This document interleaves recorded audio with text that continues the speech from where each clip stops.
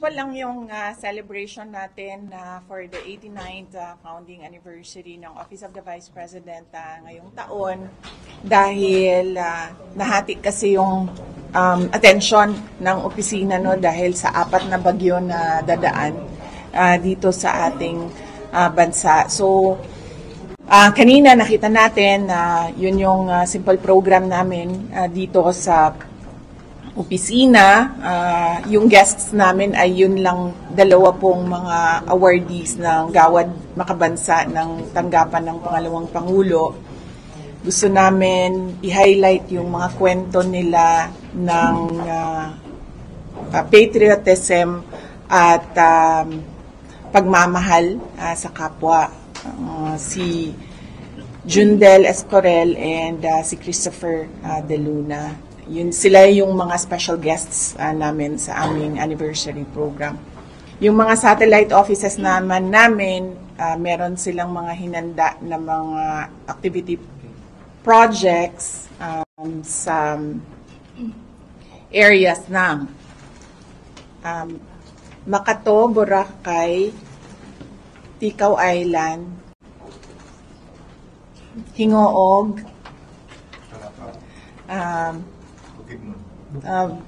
Talakag, Bukidnon, Lingayen, ulit. Okay, sa Butig, sa San Fernando, sa Batuan, sa Mayoayo, sa Hingoog, sa Dulag, sa Makato, sa Malay, sa Lingayen, Talakad, Isabela City, at sa National Capital Region, kasama na ang Ifugao. So, sa susunod na linggo, lahat yon ay pupuntahan namin para gawin yung mga OVP Thanksgiving 89th anniversary. Okay. Paano question lang po, wala po bang mga iba pang kaalyado o kilalang tao na nagpapakita ng pagbati ng anniversary ng OVP? At dapat po wala po pumuntang iba? Kaya nga sabi ko, simple lang yung celebration namin. Unang-una dahil 89th anniversary lang ito at mas pinaghahandaan namin ang 90th anniversary sa susunod na taon. Plano namin imbitahin yung mga nakaraang mga pangalawang pangulo. At nahati nga talaga kasi yung attention ng opisina dahil marami sa mga kababayan natin ang nasa evacuation centers dahil sa bagyo. So ginawa namin simple na lang para mas marami yung mga personnel ng Office of the Vice President tumulong sa Disaster Operations Center. VP, ano na lang po paghahanda ng OVP po? Ngayon may bagong Pipito. Opo, sa Pipito. Yes, oo. Kung ano, sinabihan ko na yung aming Disaster Operations Center, kung ano man yung naiwan na budget para sa November at December at ready na ipamigay, ibigay na siya sa mga areas na hindi ma-serve ng national government offices. So unahin muna natin yung DSWD, yung local government units. Tapos kung meron pang mga areas na hindi na naabot or hindi nabigyan, doon kami tutulong para nabibigyan lahat ng mga kababayan natin na nangangailangan. Ano yung mga ibibigay natin, ma'am, sa mga affected? Meron kaming relief box, non-food items ito, usually na ginagamit,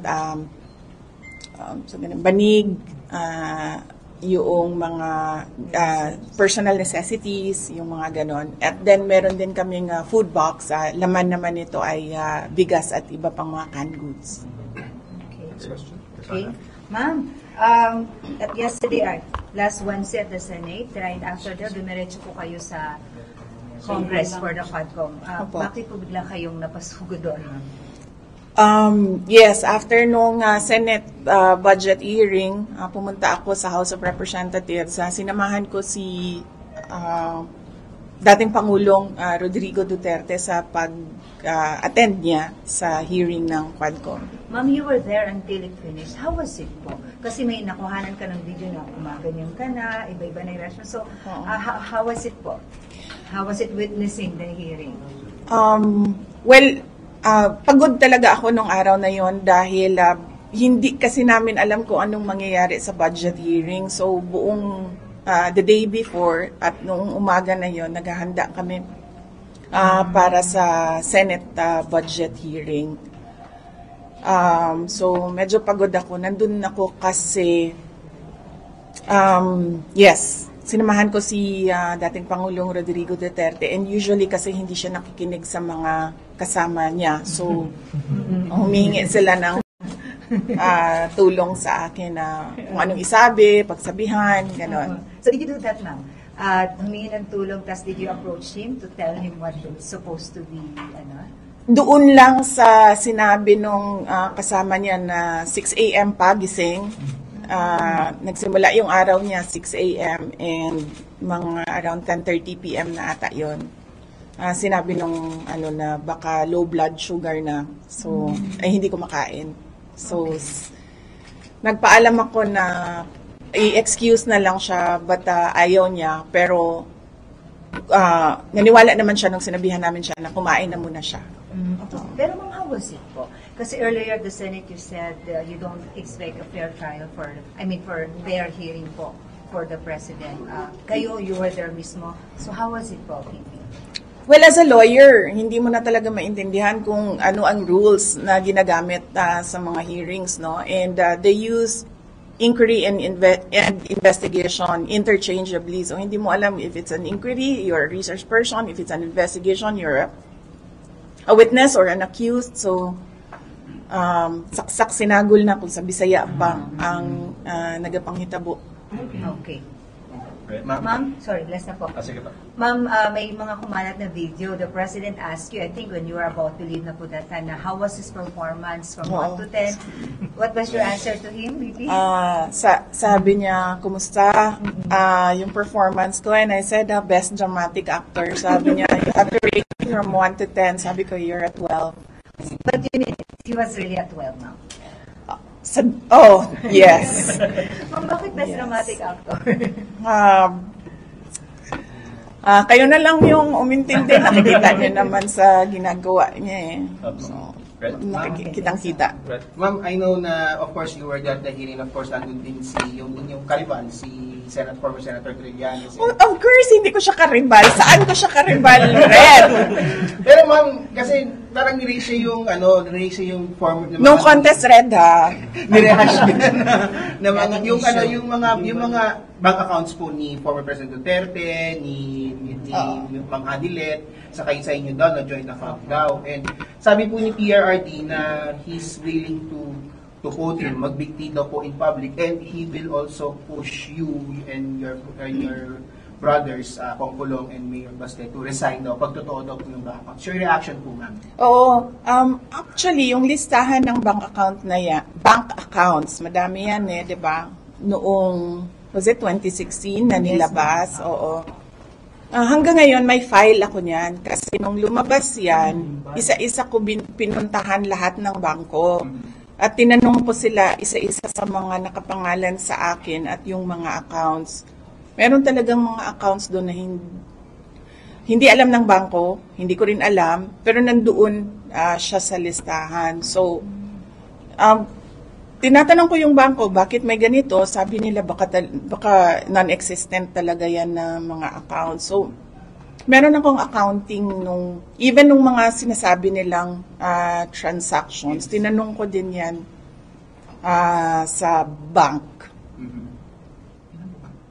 Okay, sa akin naman po, may buntag, ma'am.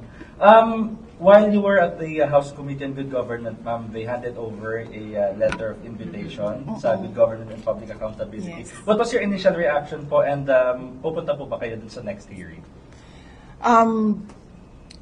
Initial reaction ko, siguro narinig nila yung hearing ko sa Senate kasi yung interview ko sa Senate na narinig nila kasi tinanong ako doon bakit hindi ako pumupunta sa mga hearings. Sinabi ko kasi hindi ako naiimbita. Totoo yun. Nakalimutan ata nila na imbitahin ako. Inibitan nila ako isang beses lang doon sa unang-una. Pumunta ako, umupo ako doon, hindi man nila ako tinanong. Kung nakikita nyo, nakaupo lang ako doon.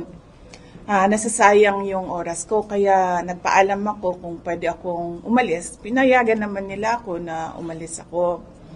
So, hindi ko alam kung bakit, inimbita nila ako, hindi man nila ako binigyan ng mga tanong, pero hindi ako a-attend na sa hearings na susunod. Kasi nandun na ako pumunta na ako, tapos wala man silang ginawa sa akin, pinaupo lang nila ako doon. Pero we plan to send a letter, we plan to say why, and then I plan as well to submit an affidavit about the confidential funds. Under oath din naman yung affidavit na yan. And for all the others, we plan to tell them kung ano yung pwede nilang gawin sa akin. Opo. Ma'am, additional sa binanggit ni Red, though this is not new anymore, binanggit ulit ni Trillanes yung sinasabing yung kapatid niyo daw po is the drug smuggler, even implicated your husband po na si Atty. Sarpin. What's your take on this one? Siguro mas maayo kung sila na lang ang ato ang patubagon ni Ana. No? Sila na lang ang pasagutin natin, si Congressman Pulong Duterte and si Attorney Manasseh Carpio. I'm sorry, I have to ask this. Yes. Sinabi ni Presidente sa hearing na, sige, bukas na mag-imbestiga ng ICC. Are you worried about this statement? Kasi parang palabas na rin ang Malacanang saying na if the President will surrender himself, parang wala na rin silang magagawa. It's best to be answered by the lawyers. Meron din akong lawyer sa ICC, but hindi kami nagkausap kasi after nung hearing, so hindi ko alam kung anong way forward nitong ICC. Opo. Pero you think, ma'am, the family has to prepare doon sa naging statement ni Presidente?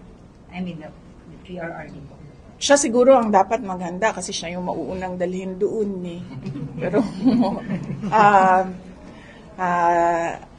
sa akin, wala pa naman sabi ng mga tinatanong namin, wala naman ako doon sa complaint, wala pa ako doon sa investigation, wala pa lahat. Pero naghahanda. Alright. Okay, thank you. Thank you. Ma'am, may request kami. Anniversary ng OVP Media. Kahit dito na lang. Pakita sa nilo. Yay. Pwede tayo na maayos ha. Pwede maayos, guys. Magsisipras na yun. Reporters muna. Ay, ito. Iba-iba. Kasi di kasya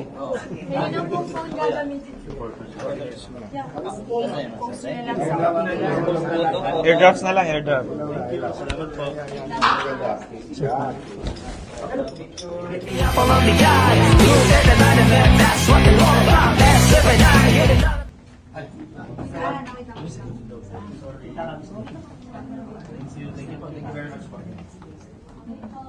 Okay. 1, 2, 3. Isa pa po.